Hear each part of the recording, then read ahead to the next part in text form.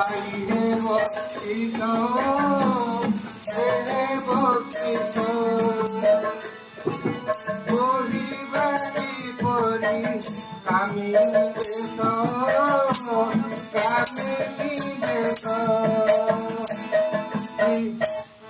বিচারু পুলকিত শরীর বিচারু বেপথু জন্মি আউজি ବୃକ୍ଷର ବିଚାରୁ ଋଷିମାନଙ୍କ ମନରେ ବଢି ଚିନ୍ତାଧାରା ଆସିଲା ମାନେ ତାଙ୍କ ଦେହ ସବୁ ଥରିବାକୁ ଲାଗିଲା ଏବଂ ସେମାନେ ସବୁ ଗଛରେ ଆଉଜା ଦେଲେ। ରାମଚନ୍ଦ୍ର ଜାଣିପାରିଲେ, କହିଲେ ନାଇଁ ଏ ଜନ୍ମରେ ନୁହେଁ ଆର ଜନ୍ମରେ ତୁମେ ମୋର ସଖୀ ହବ, ଗୋପୀ ହବ। ବଲ୍ଲଭୀ ତୁମେ ହୋଇବ ଦ୍ୱାପରେ ସେ ଦ୍ୱାପରେ